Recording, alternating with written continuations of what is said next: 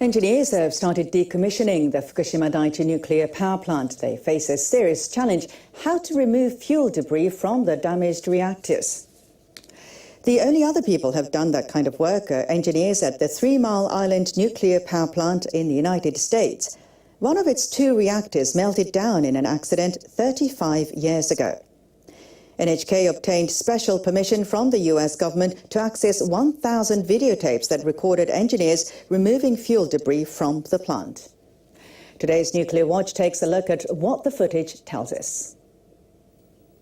3 years after the accident, decontamination had reduced radiation levels enough to allow engineers to work inside the plant. Today is July 21. The TMI-2 inspection team is now on top of the TMI-2 reactor vessel and about to attempt to make the first inspection into the TMI-2 reactor vessel proper. They insert a camera into the reactor for the first time since the accident. We're now approaching 3 feet. We are approaching 4 feet. We're approaching 5 feet. We're now 5. That's something. We are now 5 feet into the core. Boy, a lot of debris. Jesus. Something that looks like rocks becomes visible. It's debris that has melted beyond recognition. The debris is solidified molten fuel. When water is pumped into a reactor after a meltdown, melted fuel cools down and solidifies. Experts later found more than 100 tons of fuel debris. Engineers began removing debris 6 years after the accident. They set up a platform above the reactor. From there, workers remotely controlled a robot arm and tried to grab the debris on the bottom of the reactor 12 meters below. To avoid radiation leaks, the reactor had to be filled with water. The footage shows the many challenges the workers faced. There, you got it. It's under it now. Oh, that thing's loose. Oh, that'll come right out of it. All right, let me take you up there. Okay, it's out of the can. That fell back there. All right, fell back in. Engineers were in for some surprises. On the bugs. Hated bug. Heat inside the reactor caused microorganisms to grow there. That reduced visibility and slowed down the work. Engineers prodded the debris with iron bars several times, but nothing happened. They found the debris to be extremely hard. They had to scrape the debris off with a special drill before taking it out little by little. 5 years later, they removed almost all the debris.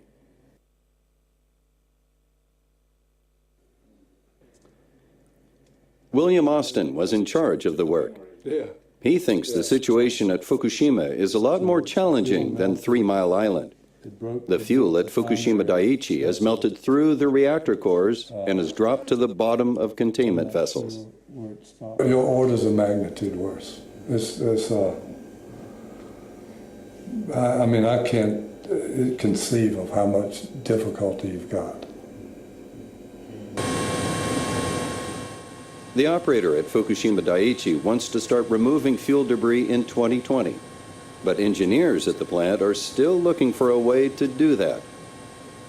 Engineers have to fill the reactor containment vessels with water, but the vessels have many leaks. On top of that, engineers at Fukushima have to deal with 3 reactors, not just one like at 3 Mile Island.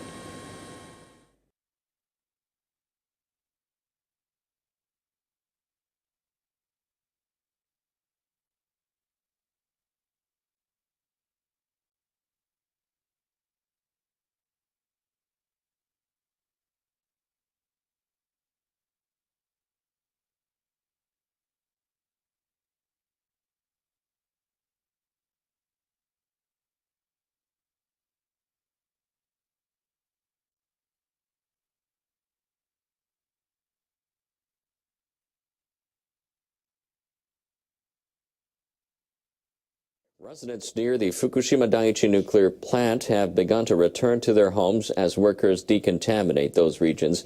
But a recent survey has found that radiation levels in some areas are still much too high.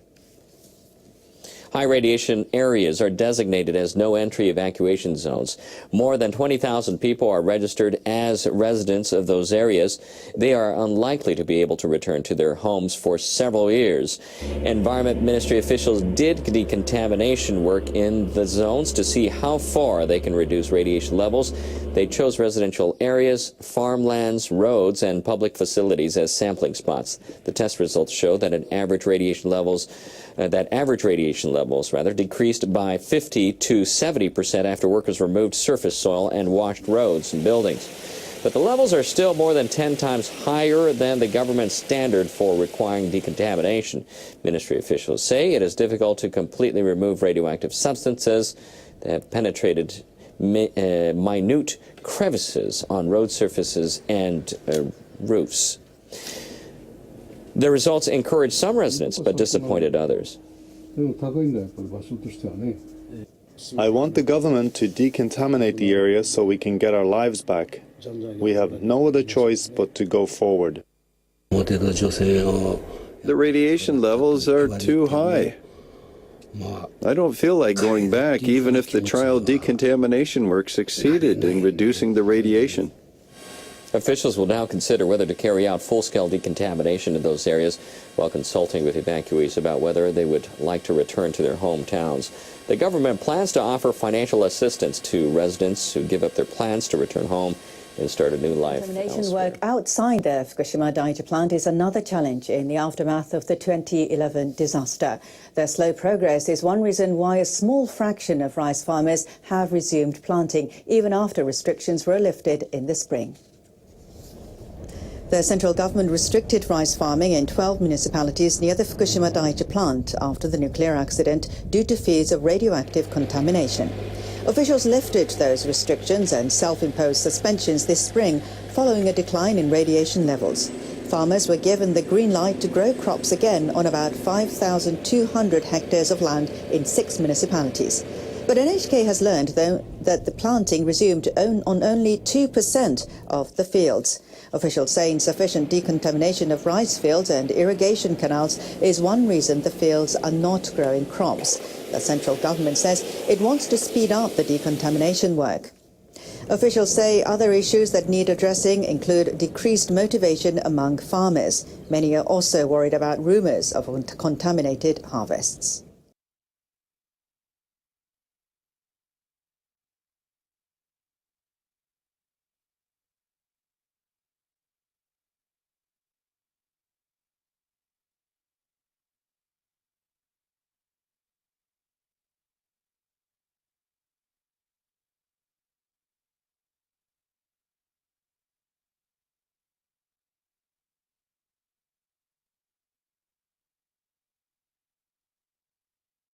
Tokyo's public and private sectors are aiming to turn the city into an internationally competitive capital. It will also host the Olympics in 2020, sparking a boom in urban redevelopment projects.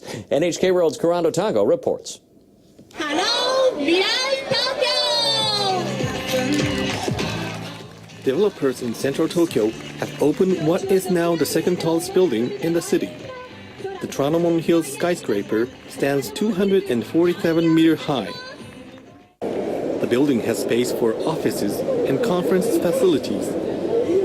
Developers hope it will become a gateway for global business. For people who want to live there, can rent a high-end condominium for about $60,000 a month. And anyone planning a brief stay in the Towers Hotel will spend about $600 a night to sleep in a room this size. It looks beautiful. I've heard it's got a Japanese motif because of the Olympics. It would be great if these areas become more vibrant. As the road running under the building leads to the Olympic district, I think this region will become more of a center of culture and business. The Tokyo Metropolitan Government designated the Toranomon district as a special economic zone. Officials hope to attract foreign firms by offering tax breaks, relaxed regulations, and financial support. One of the characteristics of Toranomon Hills is this road. It leads underneath the complex and will be extended to the Tokyo Bay Area by 2020. It's just one of many projects underway ahead of the Olympics. Officials are supporting redevelopments like this one.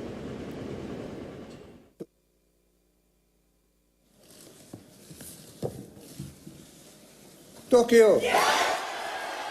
Tokyo will host the Summer Olympics in 6 years. The athletes' village and training facilities will be built in the Bay Area, and many of the venues hosting the games will be close by. But all of this development comes with challenges.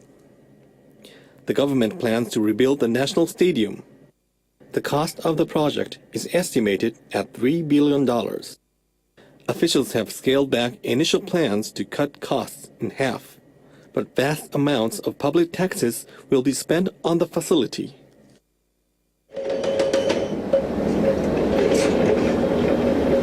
Government leaders are having a hard time meeting needs for skilled labor.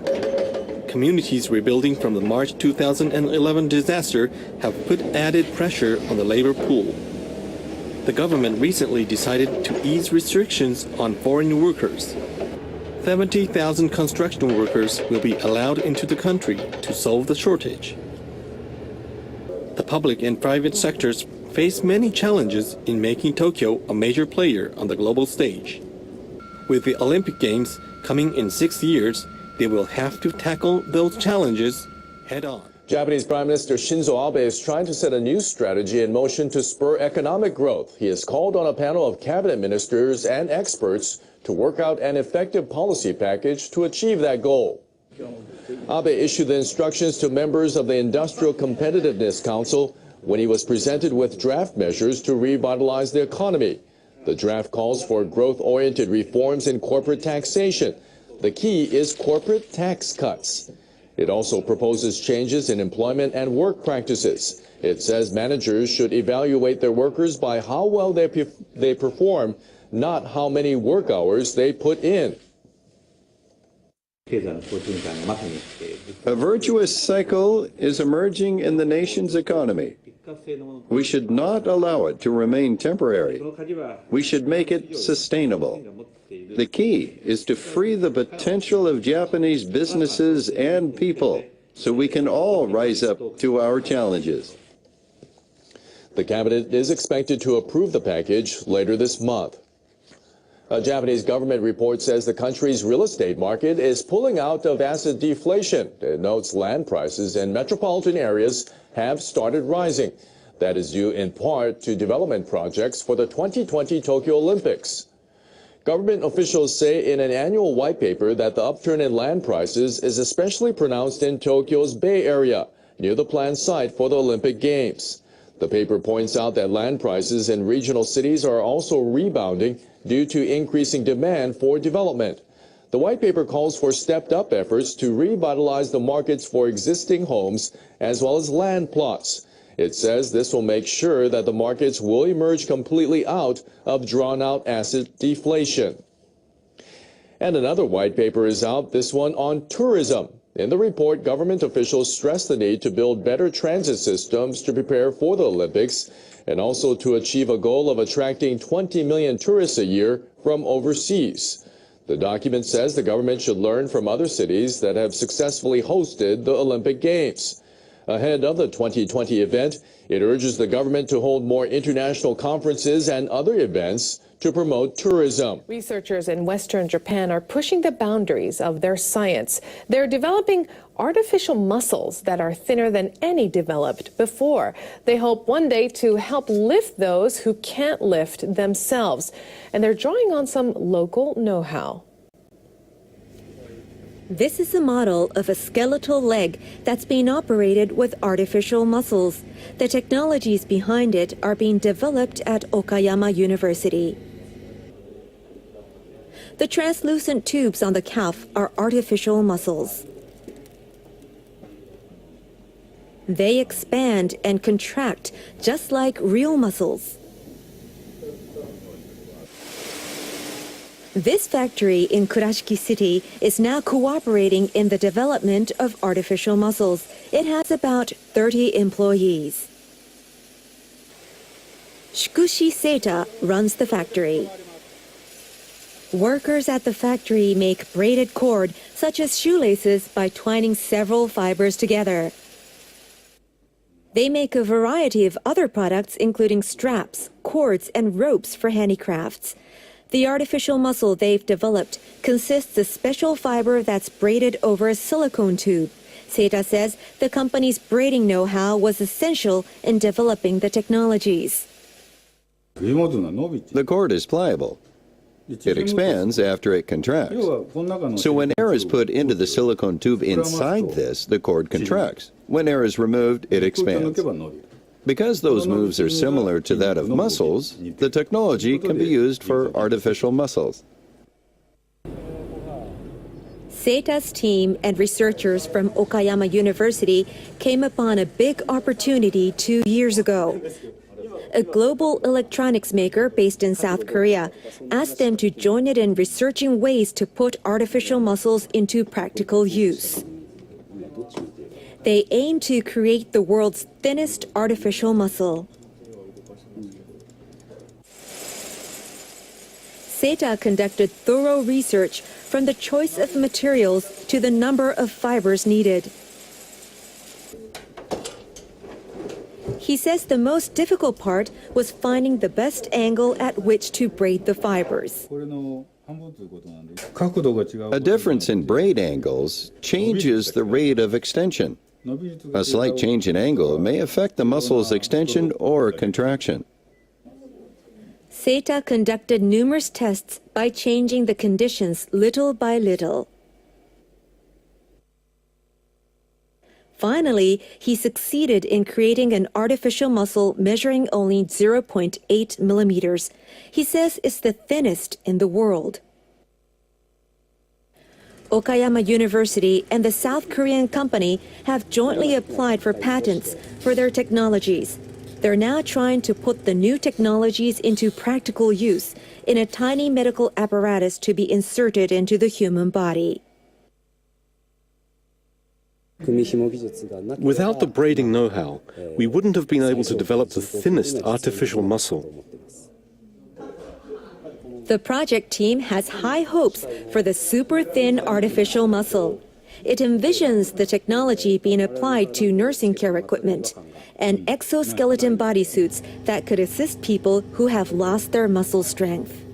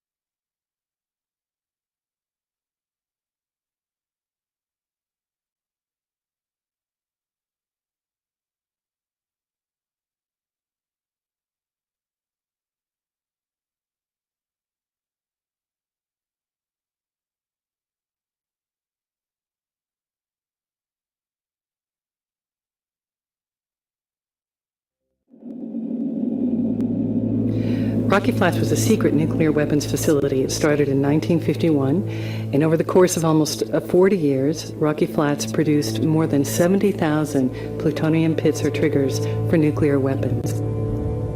Each particular pit cost between $4 and $5 million and contained enough breathable particles of plutonium to kill every person on the planet. My name is Kristen Iverson. I grew up in Arvada, Colorado, just a few miles from the Rocky Flats nuclear weaponry facility. Later, like a lot of kids in my neighborhood, I went on to work at the plant myself. I wanted to tell the story of Rocky Flats and also tell the story of my father's alcoholism. And so as a family, we were really unable to deal with my father's alcoholism, and our family was disintegrating because of it. And we also couldn't talk about Rocky Flats, and our community was disintegrating. It was deeply divided. My book, Full Body Burden, Growing Up in the Nuclear Shadow of Rocky Flats, is a weave of my own personal history and all of the dramatic things that happened at Rocky Flats over the years, much of it unknown to the public. Ultimately, I wanted to put a human face on what I felt was a very inhumane story.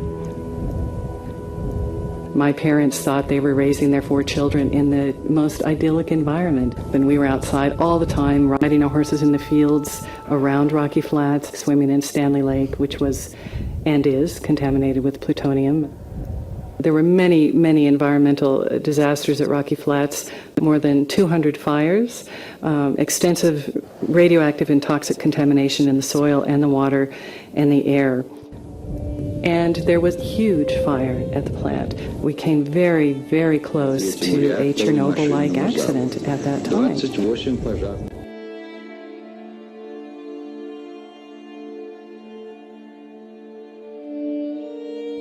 There's a very strong sense of family, of community, of the workers at Rocky Flats.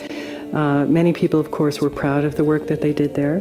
There were some workers who felt deeply conflicted about it, and others who hated their work there and knew what they were doing and didn't want to be part of it. The writing of this book and just getting the story out there has made a difference in my community and also a profound difference in my family.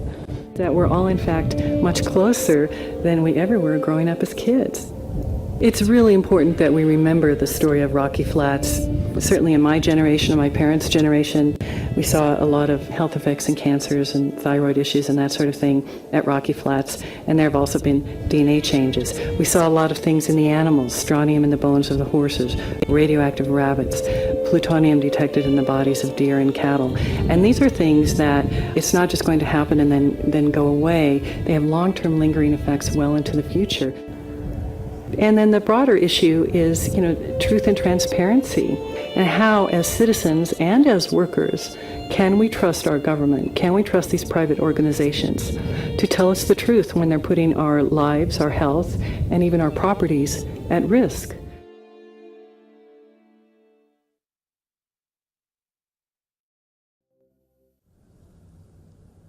We're standing next to the Columbia River, which is truly the lifeblood of the Pacific Northwest.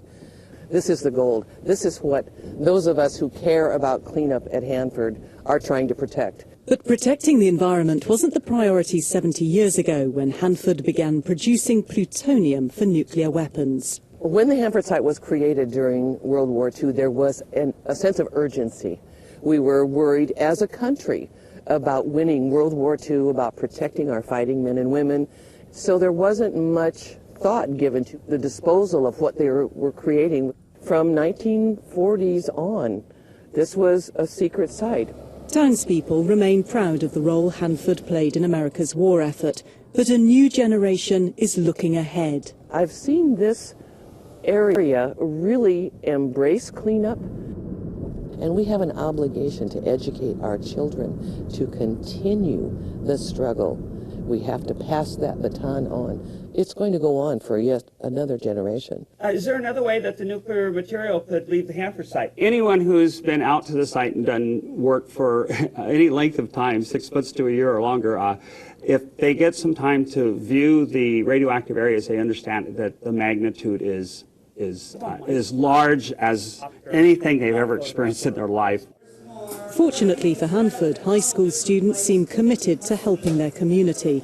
They also realise that cleaning up contamination provides jobs and economic benefits. If that project was done, a lot of parents wouldn't have jobs, and a lot of families would have to find new jobs, and there would be a lot of concern there. So I'm kind of happy that it's still going on, honestly. There's people here, we're all really geared towards science and math, and we're all really, really willing to solve our problems. I do like biology and chemistry and plan on taking 3 science classes next year. And kind of as a family thing, my uncle's a microbiologist, my mom's biologist. Getting rid of decades of nuclear waste is costly and time-consuming, and there have been setbacks. but most residents understand the need for patience. I would rather have it done right than fast. For 15 years, this is where America has buried radioactive material contaminated by the nation's vast nuclear weapons industry. Half a mile underground in layers of ancient salt. You heard the change right there in my voice, and what that is we just entered pure salt, and that salt actually absorbs the sound. Tunnels lead to rooms where the sealed waste containers are placed in holes drilled into the walls.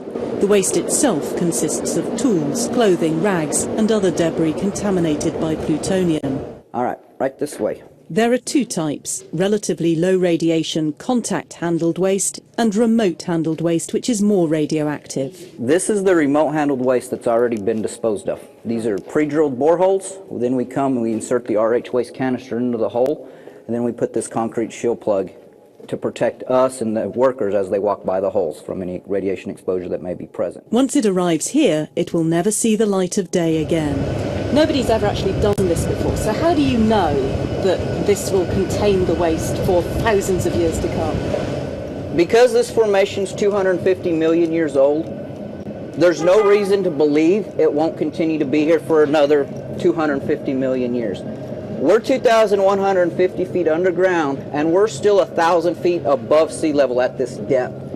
The only way you're going to do anything to impact the capabilities of this facility to protect human health and the environment for an extended period of time would be to get some way where you'd have water intrusion. And because of our height still above sea level, you wouldn't expect that to happen. Salt is the key to nuclear waste disposal because of its natural ability to encase objects. This is pure salt, and because of the way the formation moves, scientists reckon that within about 100 years, this hole will have completely sealed. And within another 10,000 years, not that we'll ever know, any evidence of this whole site will have completely vanished. So this is panel 7, room 7. This is the active disposal panel right now for remote handled waste. And as you can see down at the far end of this room, that's where we're going to begin remote handled waste and placement in this panel.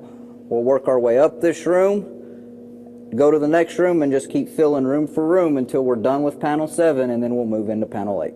But room 7 is where something caused a radioactive leak in February. Operations have been halted while investigations continue, and despite its otherwise unblemished safety record, the long-term future of this site is now in question.